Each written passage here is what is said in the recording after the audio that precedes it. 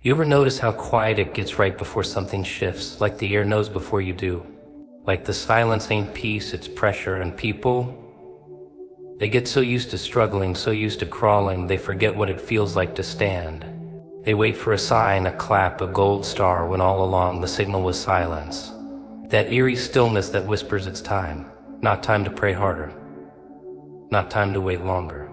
Time to take what's already been written with your name on it. But, here's where it gets funny. Most people fail the test not because they weren't strong, but because they didn't realize it was already over. You know what's funny? Everyone's waiting for a drum roll, some grand finale, some voice from the clouds saying you passed. But life doesn't do that. No confetti, no applause, just silence, cold, thick, creepy silence. That's the twist. The silence is the signal. The stillness, that's not nothing happening, that's everything shifting. It's like the lights go down in a theater, not because the show's over, but because something big is about to start. And most people, they sit there, frozen, twiddling their thumbs, whispering, is it time? While the clock already hit 0. See, the silence doesn't come to comfort you. It comes to confront you.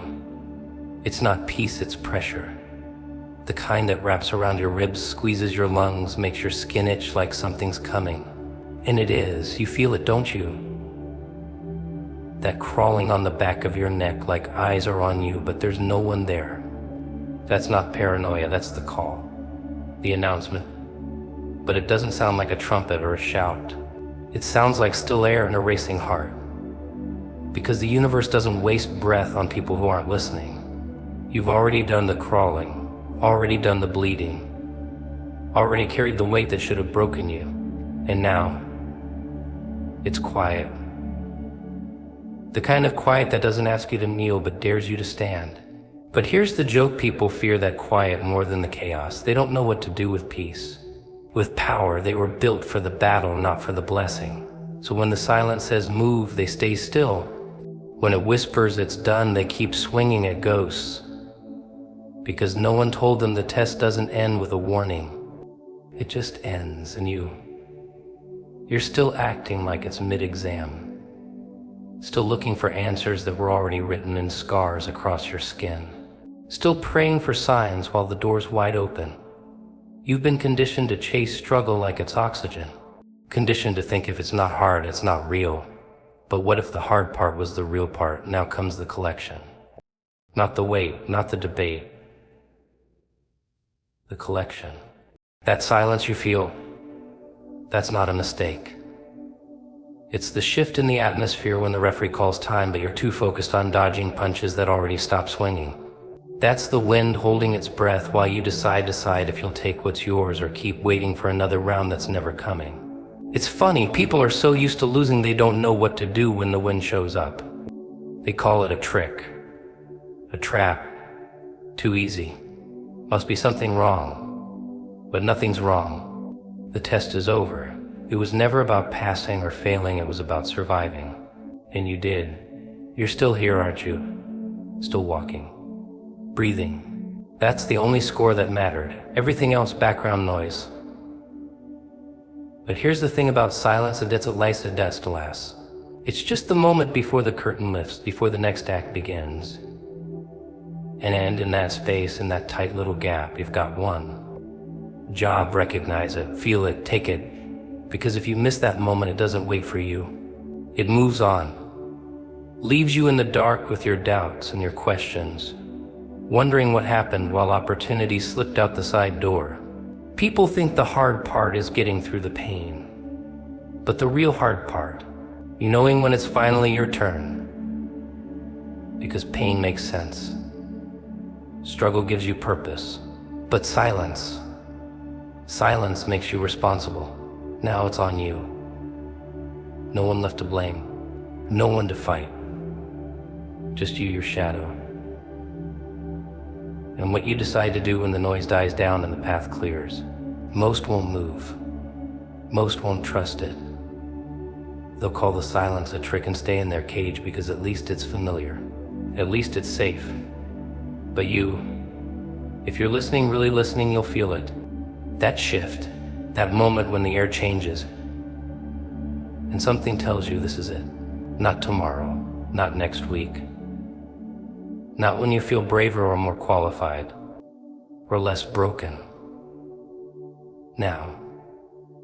Because that silence isn't here to soothe you, it's here to provoke you, to make you uncomfortable enough to act, to remind you that the test was never about perfection. It was about pressure. And if you're still breathing under that pressure, then maybe, just maybe, that silence is your green light. Permission. That's what they wait for. Isn't that rich? A whole world full of people sitting on fire, hands in chains that aren't even locked, eyes wide open but seeing nothing, all because they're waiting for some invisible judge to stamp their paper and say, "You may proceed." Who taught them that? Who told them they needed permission to take what's already got their name carved into it? It's not theirs because someone allowed it. It's theirs because they survived what should have killed them. And yet they sit there second-guessing, self-editing, scared to take one step forward because no one said go. Here's the truth nobody wants to say out loud. There is no committee watching. No council in the sky counting your good deeds. No magical referee with a whistle saying when it's your time. It's chaos out here, and the ones who win are the ones who grab. Not ask or grab, not everyone gets that. Some still think being humble means shrinking. That waiting your turn is noble. But the world doesn't hand out turns, it hands out pain. Pressure. And maybe if you get smart enough, mad enough, brave enough, you snatch something back from it. They've been tricked. Conditioned, told to be quiet, polite, obedient. Don't want too much. Don't move too fast. Don't shine too bright. Because if you do, they might notice. Who's they? Doesn't matter.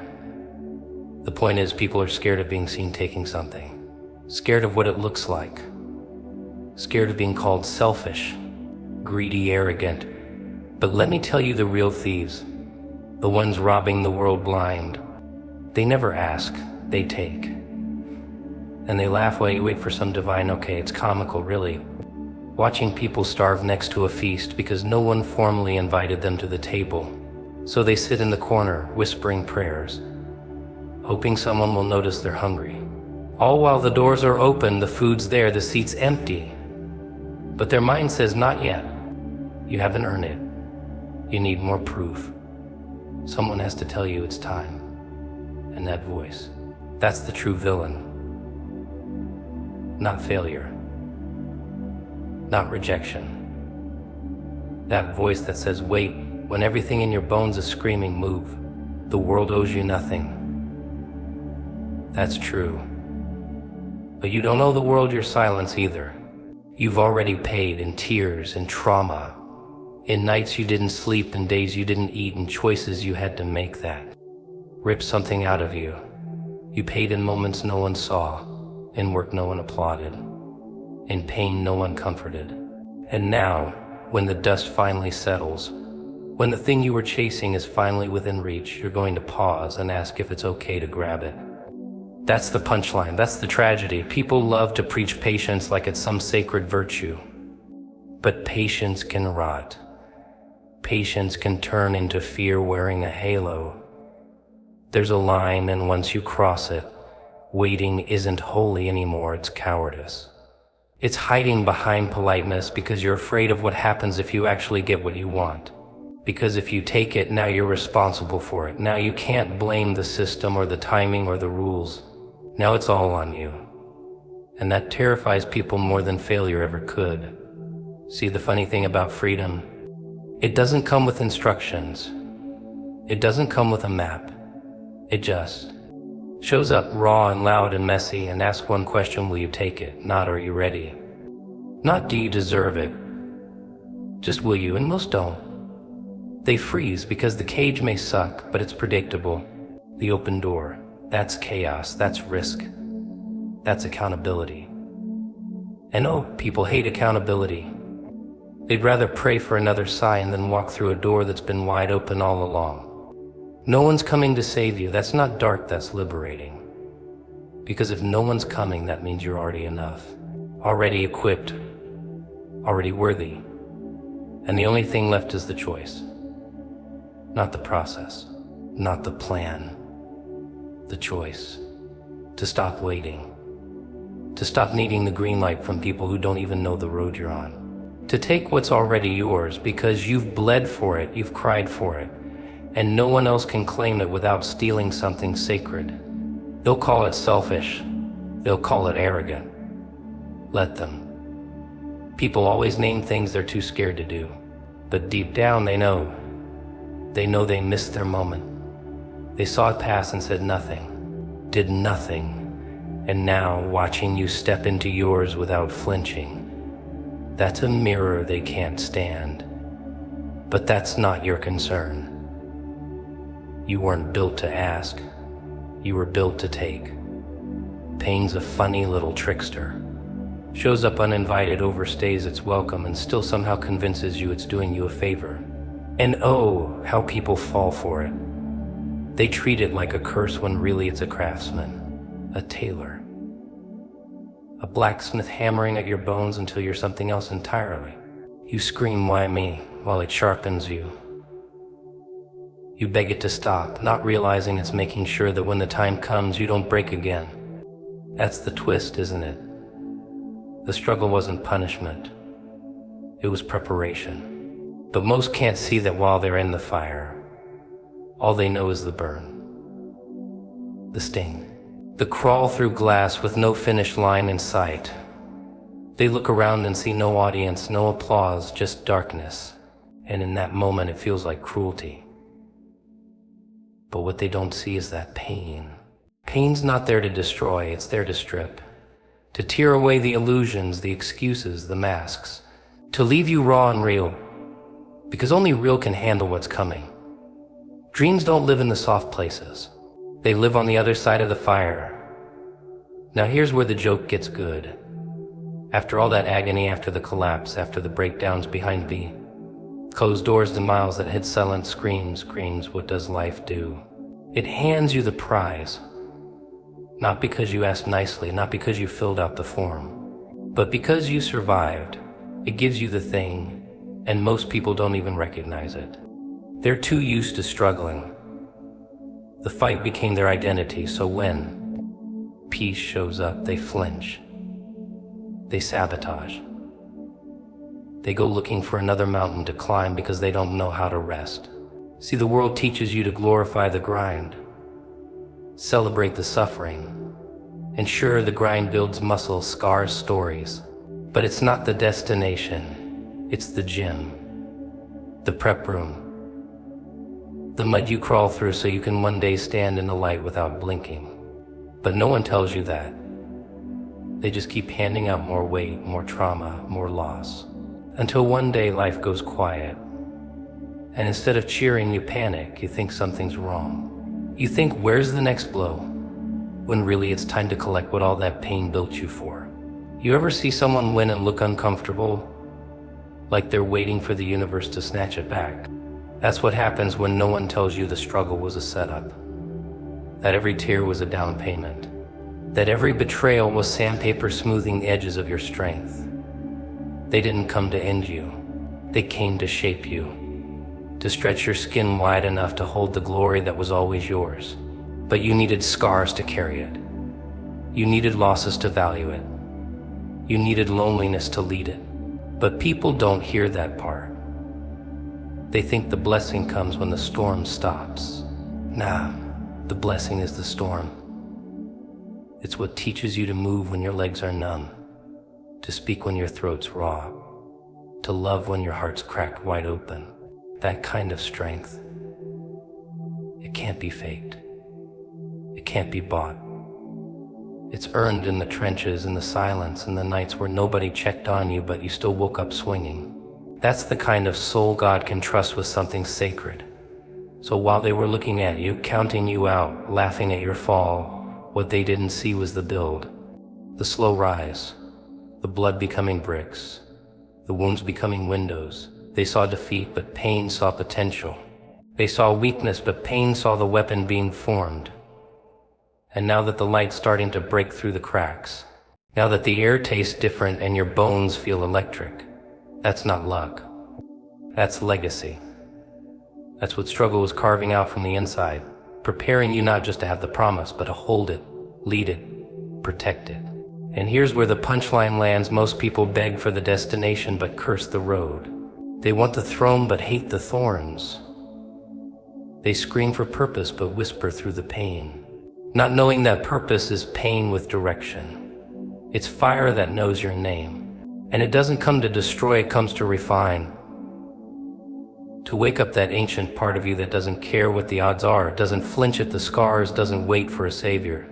It becomes the flame and burns its own way forward. They're always cleaning, polishing, arranging, obsessing over the outside like that's where all the danger is. Locks on the doors, cameras in the corners, alarms wired to every inch of the house. All so they can sleep easy thinking they're safe. But what they don't understand is the real threat doesn't break in. It's already inside, sitting there, right in the room, not hiding under the bed. No, that would be too obvious. It's sitting on the shelf, glowing on the screen, hiding in the lyrics, whispering from that little box they carry in their pocket like it's sacred. See, people don't question the things they invite in, that's the trick. Wrap poison in a pretty package and they'll welcome it with a smile. Sell it as entertainment. Disguise it as self-care, dress it up with a trending sound, and suddenly no one's checking the ingredients. They're feeding their soul junk and wondering why. Their spirit's getting sick, wondering why their peace keeps slipping, why the nightmares won't stop, why their thoughts are tangled and twisted like wires in a Farksit.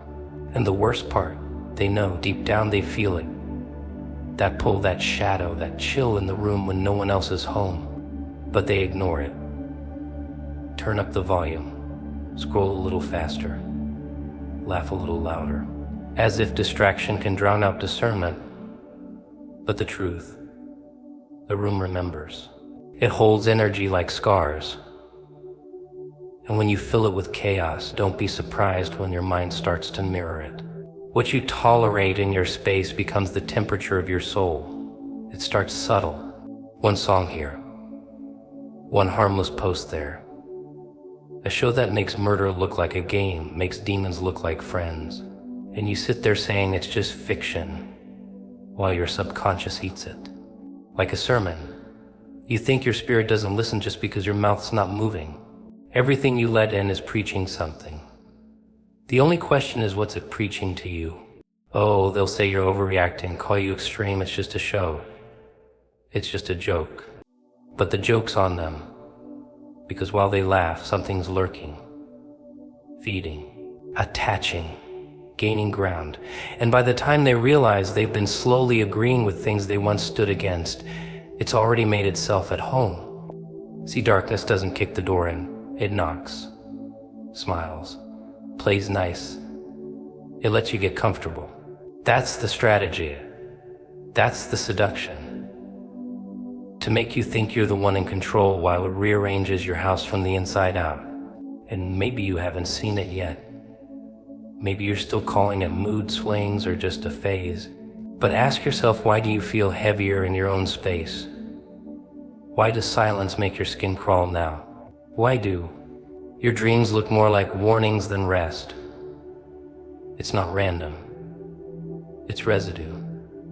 Residue from what you've let play on repeat.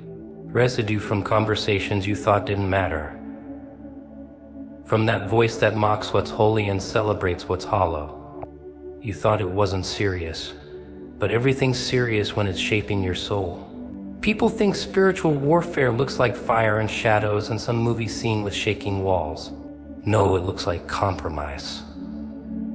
Like entertainment that dulls your edge. Like distractions that feel too good to give up. It looks like you defending the very thing that's draining you. And it's in your room. Not in the church, not on the street, in your room. Your sanctuary, your temple.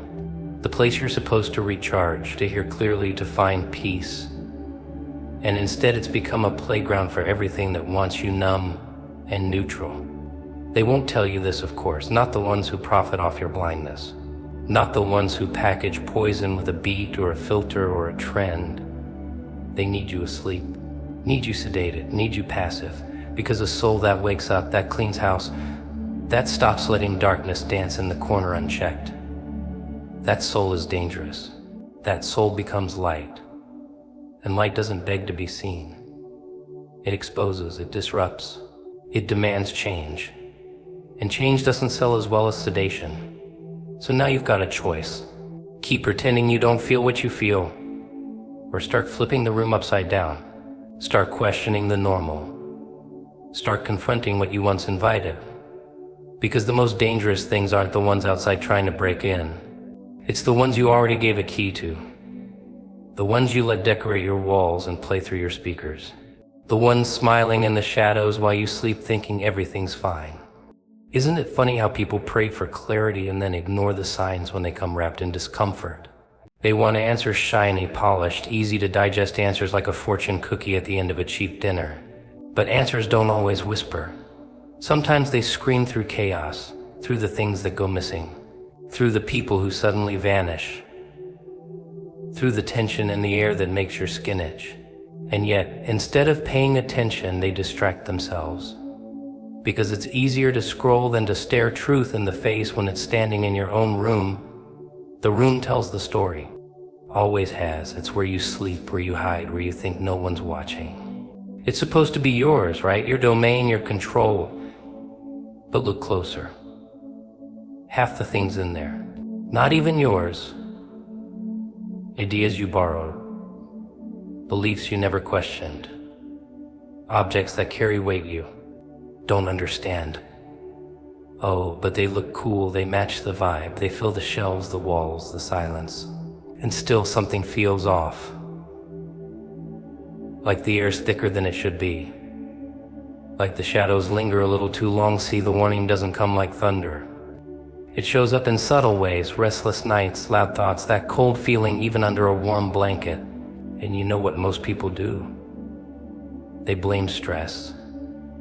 They blame work. They blame everything except the source. Because to admit that something sacred might be disturbed, that's inconvenient. That means flipping the lights on when you've gotten used to the dark. That means questioning what's been allowed to live rent-free in your life for far too long, and God, He doesn't always shout. Sometimes He just lets the tension rise, lets the room speak, lets the weight build until it becomes unbearable. Because He's not just trying to clean your space, He's trying to teach you to notice, to discern, to see. And if He's pointing at something in the room, it's not because He's trying to ruin. It's because that thing has been ruining you quietly, steadily. All along, people think divine warnings come with sirens. Nope. They come with stillness. They come when the music stops, when the laughter fades, when you're left alone with a presence that doesn't feel right. You look around and everything looks normal, but your soul knows better. It knows when something's taken root that doesn't belong. When the peace has been replaced with performance. When the energy feels off and you can't shake the sense that something's watching, waiting, draining you bit by bit, but people don't want to hear that. They want spirituality without sacrifice. They want blessings without boundaries. They want to keep the poison as long as it's labeled aesthetic.